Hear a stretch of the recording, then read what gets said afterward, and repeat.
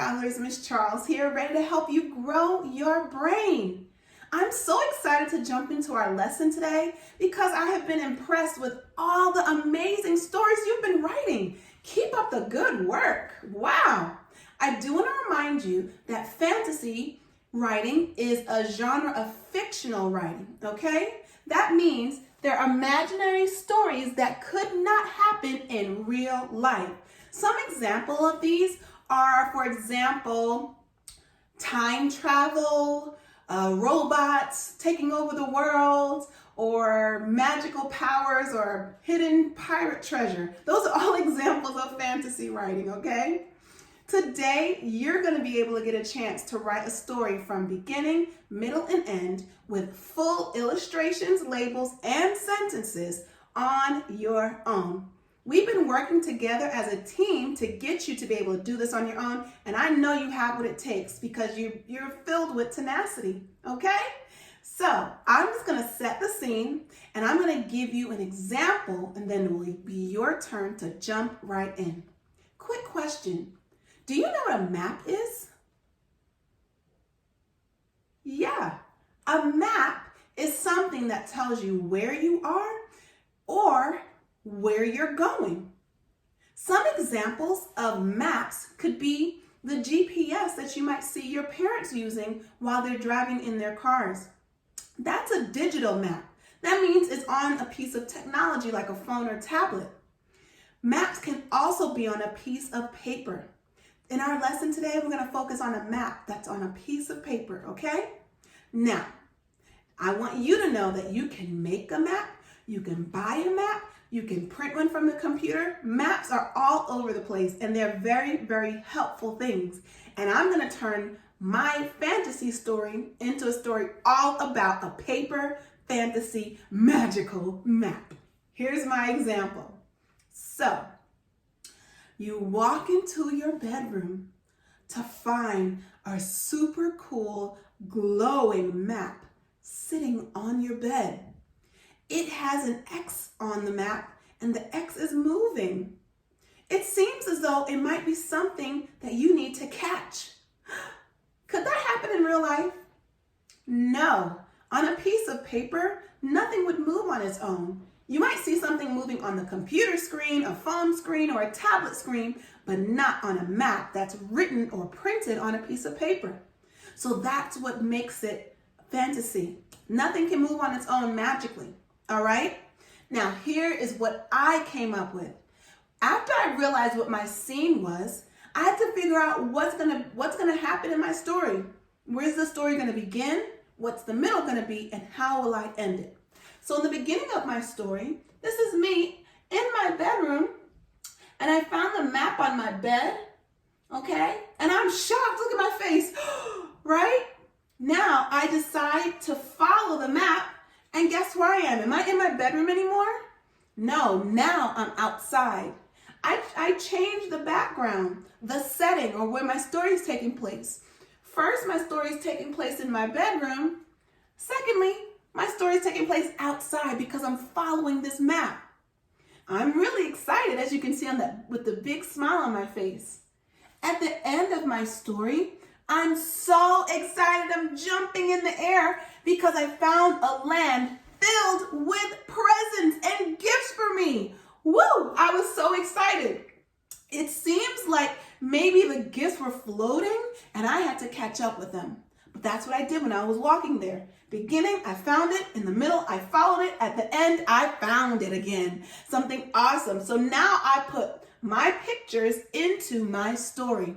Now, I've always told you that if you have more than 3 sentences, it's okay, because many scholars have been showing me that they have a lot to say. And I'm really super proud of you because all of you are authors. So I did an example of some of the things that I've been seeing with my students' work.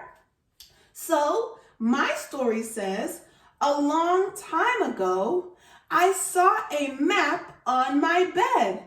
I used the map. I found a land full of toys. I was able to give you a whole description of what I saw. And my story has a beginning, middle, and end. I could also add more information to my story. It doesn't have to end here. I could actually start another page. Did you know that? Well, now you do. I'm challenging you to try your best and write as much as you can today. Now it's your turn. I want you to brainstorm about what you're going to write about. What's going to happen when you find that map? Are you going to follow the map? Are you going to ball it up and throw it away? Is something going to come out of the map? What's that moving target all about? These are all ideas I have for you. I want you to think about what you can do to make your story super duper creative. Then I want you to illustrate your beginning, middle, and end with labels. Lastly, I want to make sure that your sentences match your pictures. Be sure to have spaces between your words and punctuation at the ends of your sentences.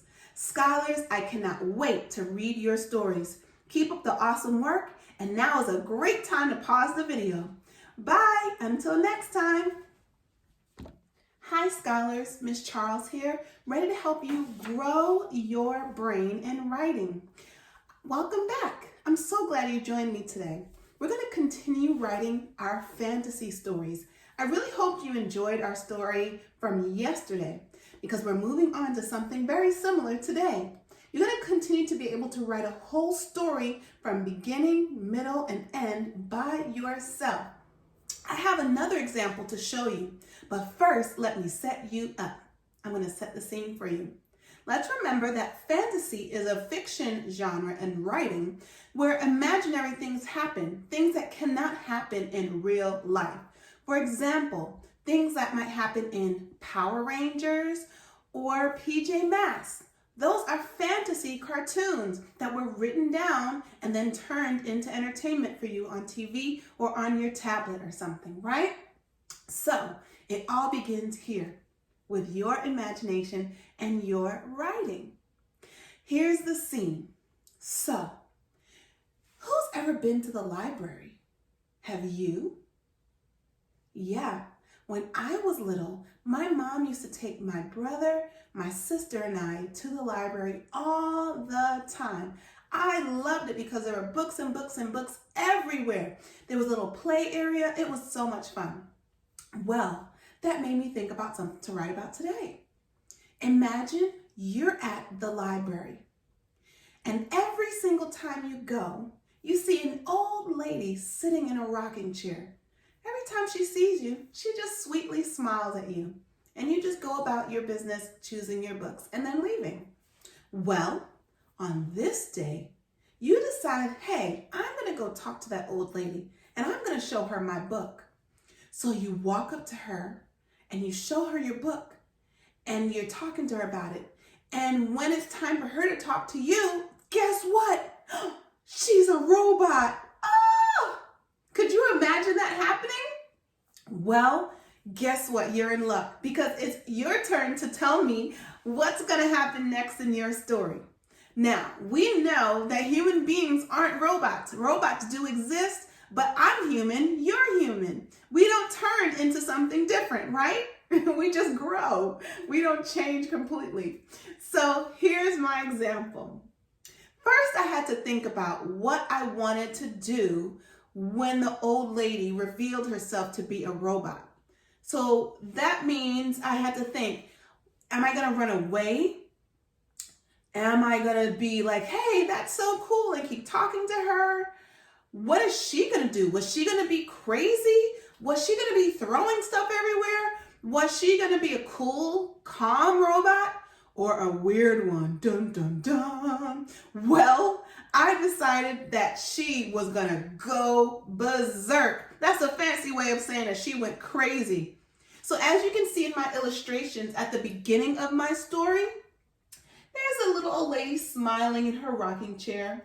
I'm so happy to see her and show my book. There's some people around, some books and everything. In the middle, after I showed her my book, she went nuts. You see, the books are all in the air. So now her whole body changed and she's like a block robot. Do you see this? And then at the end of my story, I found her off button and I was able to push it and turn her off. So she stopped flinging books and everything everywhere. And everybody who was around me cheered because they were so happy that I saved the day. Now, I could have added so much more to the story. I don't have to stop here, but I will just for today. This is just to give you an idea of where your story could go. So the words that I wrote to match my illustrations and labels are this, with a beginning, middle, and end. Remember, when we write fantasy, it could happen long ago, today, or somewhere in between. One day, I went to the library. I saw an old lady. She was a robot. She went crazy. I turned her off. Do you see how my story, the sentences that I wrote, matched the illustrations and labels that I drew? Do you see how my story has a beginning, a middle, and an end? Now it's your turn.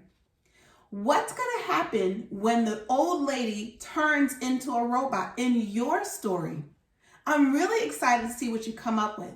Remember that you will need to draw a beginning, a middle, and end, and you will need to match those pictures with the story that you wrote. Trust yourself. You've got this. One tip that will help you is to count the words on your fingers to remember how many words are in your sentence and when you should put your period. Okay? And when you come up to words that you do not know, you're going to stretch it out and write it down. I believe in you, and I cannot wait to see your story. Until next time, now is a good time to pause the video. Bye. Hi scholars, Miss Charles here, ready to help you grow your brain in writing. I've been having so much fun writing with you. I just want you to know that. I really do appreciate the effort that you're putting into your writing each and every day. So let's keep up the good work.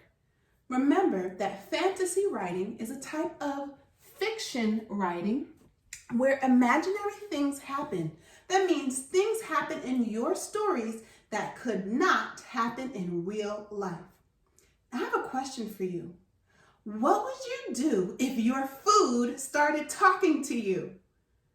Oh my goodness, I don't know what I would do. I think I might scream. I might throw it. I don't know. What would you do? Well, today you get to answer that question in your fiction story. And I'm really excited to see what you come up with. I love writing fantasy stories because it lets my imagination run wild. I hope you enjoy it too. Well, here's the scene for today. You're at the supermarket with your family, right? And your parents tell you, hey, you can get your favorite snack. So you reach and grab your snack. And you hear this voice that says, ouch. And you're like, who said that? And then you hear it again. I said, ouch. You look down and in your hand, your snack is talking to you. Oh no. What would you do? Think for a moment. Do you have your idea in your mind? Hold on to it because you're about to get writing. I have an example of what I chose to do. I brainstormed on my own, and then I thought about what would happen if I actually was in the supermarket holding my favorite bag of chips, and my bag of chips started talking to me. Now, this is a story I could write on and on and on about, but I'm going to keep it short just for you so you can get to writing. Here's my illustrations for my story. In the beginning of my story, I have my mom, my sister, and I were at the market, and I have my snack in my hand. Do you see that? I'm all happy here. In the middle of my story, my snack is running away from me. It says, I'm getting out of here. Do you see that? And at the end of my story, I'm chasing after my snack, saying, come back, but it ran out the door, and I was so sad. You see my little frown? Well, there's my illustrations. So I'm going to make sure that my illustration match the sentence that I wrote. So here's my story. You tell me if this matches. Last week, I went to the store. Uh-oh, My chips could talk. Does that make sense? No. So guess what? Miss Charles did not double check her writing. Have you made that mistake before? After you write your story, it's always important to go back and read your story again. Now I have to think about what I could do to make that sentence better. My chips could talk.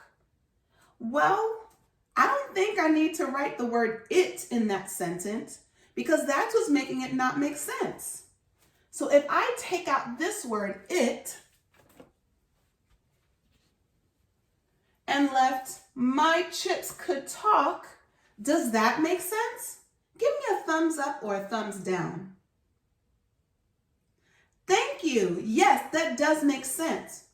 But as I look at my sentence, something is wrong still. What's wrong with my sentence? Ooh, I couldn't trick you. You're so right. My M is lowercase and it needs to be an uppercase letter. We always start a sentence with an uppercase letter. So I'm going to go back and edit my sentence. That means I'm going to make a change to fix my problem. And I'm going to write uppercase M and a Y. Now, my chips could talk. Now that makes perfect sense. Thank you so much for your help. So I'm going to go back to the top and read again. Last week, I went to the store. My chips could talk. It ran away from me. It got away. I was so sad. Man, oh man, this is not a happy ending, but not every story has to have a happy ending, right? Well, I could go on and on about this story, and maybe I chased the chips out the door and something crazy happened, like it hopped into a car and drove away. I don't know. I'm going to leave that up to you. Let your imagination run wild today with this story. The talking food could go anywhere, believe me. So now it's your turn. Do you remember the idea that you had in your head at the beginning of our lesson? If you were at the market and you had your favorite chips or snack in your hand and it started talking to you, what you would do? Now it's time to brainstorm. Think about what you want to happen in your story at the beginning, middle, and end. And then make sure your sentences match your illustrations. Take your time. When you come to words that you don't know how to spell, stretch it out and write it down. And also remember to reread your work. You have to double check and make sure you did not make any mistakes. Making sure you have spaces between your words, punctuation at the end of your sentence, and that your sentence actually makes sense. Good luck, scholars. I can't wait to read your stories next time. Now is a good time to pause the video. That's all for now. Bye. Hi, scholars. Miss Charles here, ready to help you grow your brain in writing. It's our final day of this week for writing, and I cannot wait to see what you write for our story today. We're going to have a little fun with this one, okay? So let's remember we're in the genre of fantasy writing, which is fictional writing, where imaginary things happen that could not happen in real life. Some examples of those are things like talking food, moving furniture, flying animals, you name it, it can be in a fantasy story. So what would you do if you walked into the classroom late, only to find everyone in a panic saying, "Oh no!"